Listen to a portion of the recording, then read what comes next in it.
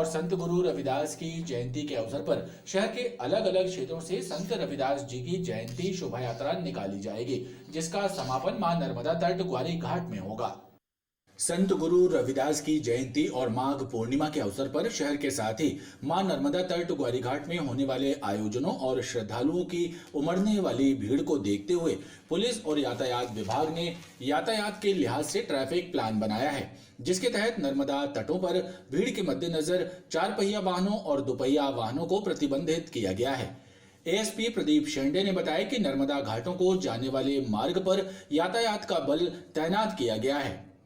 संत रविदास जी की जयंती धूमधाम से मनाई जाती है यहाँ पर, और सभी लोग जो है अपनी झांकियों को लेकर के डॉक्टर बाबा साहेब आम्बेडकर चौराहे पे आते हैं और वहाँ से कलेक्ट्रेट चौराहा से होते हुए घंटाघर पहुँचते हैं। घंटाघर से लेकर के मालवीय चौक की ओर जाते हैं। मालवीय चौक से फिर 3 पत्ती शास्त्री ब्रिज होते हुए ये बंदरिया तिराहे से ग्वारी घाट पे जाते हैं, जहाँ पे इनका पूजा अर्चना के बाद में कार्यक्रम समाप्त हो जाता है। इतना लंबा रूट को देखते हुए हमने पुलिस का व्यापक बंदोबस्त किया है और ये सुबह जनरली 12 बजे से इनका कार्यक्रम स्टार्ट होता है, जो ग्वारी घाट पे लगभग 6 बजे तक के पहुंच करके समाप्त हो जाता है। संत गुरु रविदास की जयंती के उपलक्ष्य में गढ़ा रामलीला मैदान में गुरु पूजन कार्यक्रम का आयोजन हुआ। कार्यक्रम में केंद्रीय मंत्री प्रहलाद पटेल शामिल हुए और उन्होंने संत गुरु रविदास के संदेशों को जीवन में आत्मसात करने की बात कही। इस अवसर पर केंद्रीय मंत्री प्रहलाद पटेल ने संत रविदास के चित्र पर माल्यार्पण किया। भक्ति काल के महान दार्शनिकों में शामिल संत गुरु रविदास की जयंती के उपलक्ष्य में गढ़ा रामलीला मैदान में गुरु पूजन और समरसता भोज कार्यक्रम का आयोजन हुआ। इस कार्यक्रम में केंद्रीय मंत्री प्रहलाद पटेल ने भी बतौर अतिथि शिरकत की। कार्यक्रम में महान शिक्षाविद पीएल अहिरवार और विशिष्ट अतिथि शामिल हुए। अतिथियों ने संत गुरु रविदास के चित्र पर माल्यार्पण किया और उन्हें याद किया। इस अवसर पर केंद्रीय मंत्री प्रहलाद पटेल ने कहा कि संत गुरु रविदास के संदेशों को जीवन में आत्मसात किया जाना चाहिए। उन्होंने भक्ति और सामाजिक संदेशों के जरिए समाज को जाति धर्म से ऊपर उठकर नई दिशा दिखाने का काम किया। 7 शताब्दी पहले भारतीय आध्यात्म को, ज्ञान को और भक्ति की परंपरा को जो संबल दिया है, वो जो उनका संदेश था, उस संदेश का हम पालन करें और हमेशा से हमारे जितने भी महापुरुष और संत परंपरा के लोग हैं, उनने कभी वर्तमान की जाति व्यवस्था को नहीं माना और इसलिए भेदभाव होना नहीं चाहिए। कार्यक्रम में शहर के प्रबुद्धजन, वरिष्ठ नागरिक, जनप्रतिनिधि और स्कूली बच्चे भी शामिल हुए।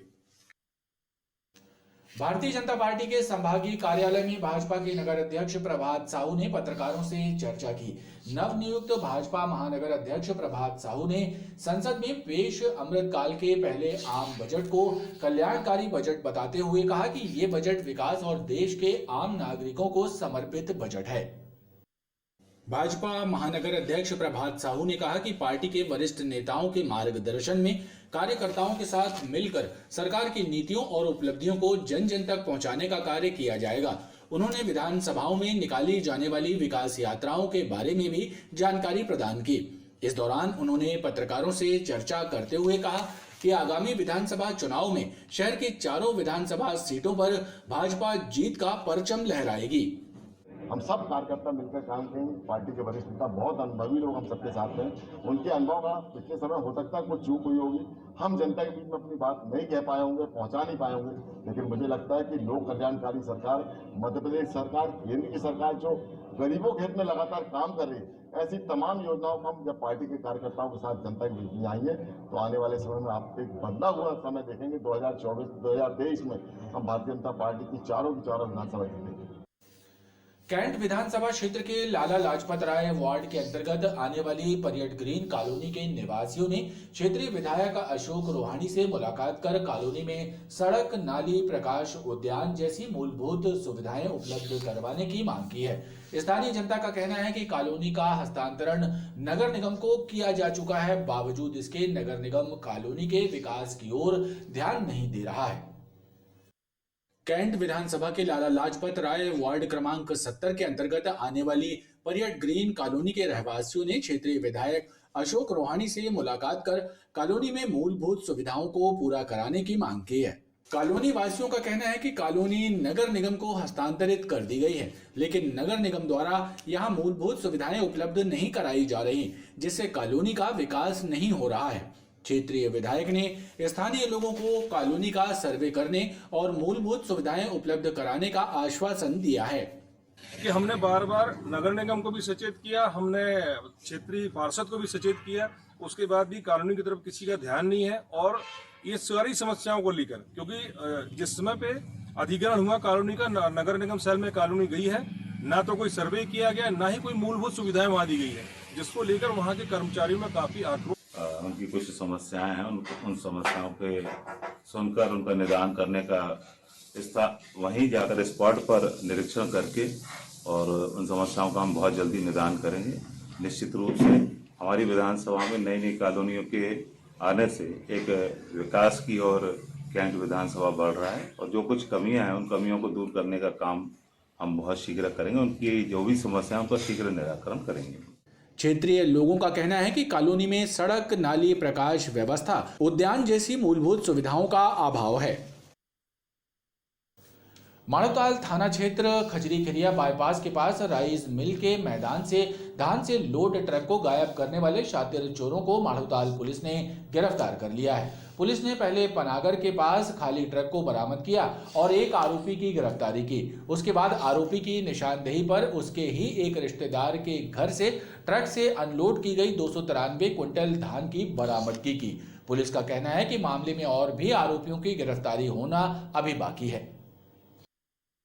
मानवताल थाना क्षेत्र खजरी खिरिया बाईपास के पास स्थित राइस मिल के मैदान से सरकारी धान से लोड ट्रक के चोरी किए जाने का मामला पुलिस ने सुलझा लिया है। घटना के बाद पुलिस ने पहले पनागर थाना क्षेत्र से चोरी हुए ट्रक को बरामद किया और मामले में पनागर निवासी अनिकेत पटेल को गिरफ्तार किया और उसके बाद अनिकेत की निशानदेही पर ट्रक से अनलोड की गई धान को अनिकेत के एक रिश्तेदार राजेश पटेल के घर से जब्त किया। पुलिस ने राजेश पटेल को भी गिरफ्तार कर लिया है। पूछताछ में अंकित ने बताया कि उसने अपने एक साथी विपिन और अन्य लोगों के साथ मिलकर राइस मिल के मैदान में खड़े धान से लोड ट्रक को चोरी किया था। इसमें मेन तो अभी तो फिलहाल अनिकेत पटेल है और विपिन नामदेव और उसके अन्य कई साथियों के नाम आ रहे हैं और राजेश पटेल के यहाँ से धान बरामद हुई है। कहाँ के रहने वाले? राजेश पटेल तो यहाँ पनागर बमनौदा के हैं और अनिकेत नुनिया कला ये पनागर का है और विपिन नामदेव और अन्य साथियों की भी तलाश कर रहे हैं। क्लियर होने पे आगे भी कार्रवाई की जाएगी। जिनके रिकॉर्ड सामने आए, अभी रिकॉर्ड के लिए संबंधित थानों को नोट कराया गया है। पुलिस का कहना है कि मामले में अभी विपिन सहित अन्य लोगों की गिरफ्तारी होना बाकी है। रांची थाना क्षेत्र रिछाई के पास रेलवे ट्रैक के किनारे एक व्यक्ति का शव मिलने से सनसनी फैल गई। मामले की जानकारी लगने के बाद रांची पुलिस घटनास्थल पहुंची और शव को मेडिकल अस्पताल भेजा। मृतक के सिर और शरीर के अलग अलग हिस्सों में चोट के निशान भी मिले हैं। पुलिस मृतक की शिनाख्त करने का प्रयास कर रही है। रांची थाना क्षेत्र रिछाई के पास रेलवे ट्रैक के किनारे 25 वर्ष के अज्ञात युवक का शव बरामद हुआ है। घटना की जानकारी मिलने के बाद रांची थाना प्रभारी पुलिस बल के साथ मौके पर पहुंचे और घटनास्थल का निरीक्षण किया। पुलिस को मृतक के सिर और शरीर के कई हिस्सों पर चोट के निशान मिले हैं। फिलहाल मर्ग कायम कर शव को मेडिकल भेज दिया गया। उसकी पंचनामा कार्रवाई कर रहे हैं। आसपास के लोगों को बुलवाया गया है। अभी तक शनाख्त कार्रवाई कराते 2 घंटे हो चुका है, कोई शनाख्त नहीं हो पाया है। हमारे एफएसएल के अधिकारी भी मौके पर आ रही है, उसका इंतजार कर रहे हैं। उसके बाद में इस डेड बॉडी को उठा करके मेडिकल कॉलेज भिजवाया जाएगा, वहाँ पीएम होने के बाद में रखा जाएगा ताकि शनाख्त हो सके। मृतक कौन है और किन हालातों में उसकी मौत हुई है, इसे लेकर पुलिस ने पड़ताल शुरू कर दी है। घमापुर थाना क्षेत्र के हनुमान टोरिया में रहने वाली एक महिला पर 3 बदमाशों ने चाकू से जानलेवा हमला कर दिया। महिला को गंभीर हालत में जिला अस्पताल में भर्ती कराया गया है। घमापुर पुलिस ने मामले में हत्या के प्रयास की धाराओं के तहत प्रकरण दर्ज किया है। बदमाशों ने महिला के देवर से भी मारपीट की। घमापुर थाना क्षेत्र हनुमान टोरिया में रहने वाली 42 वर्षीय महिला आशा बिरहा पर 3 बदमाशों ने चाकू से जानलेवा हमला कर दिया। हमलावरों ने महिला के पेट में चाकू से प्रहार किए, जिससे वो गंभीर रूप से घायल हो गई। उन्हें इलाज के लिए जिला अस्पताल में भर्ती करवाया गया है। बताया जाता है कि तीनों बदमाश करण उर्फ चीना छोटू और अजय हैं। महिला के देवर पासा बिरहा से मारपीट कर रहे थे, तभी महिला अपने देवर की मदद करने पहुंच गई, लेकिन बदमाशों ने उन पर चाकू से जानलेवा हमला कर दिया और मौके से भाग खड़े हुए।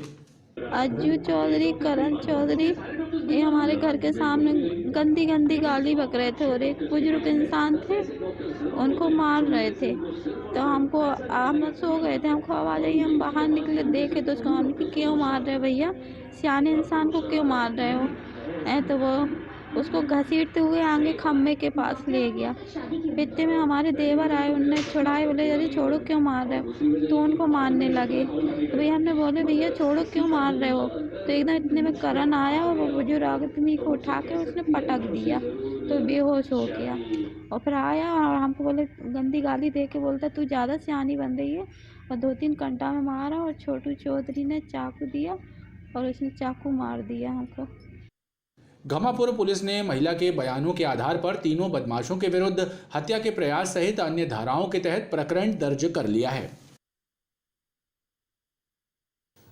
खबरों का ये क्रम लगातार जारी है, आप देखते रहिए BTV न्यूज।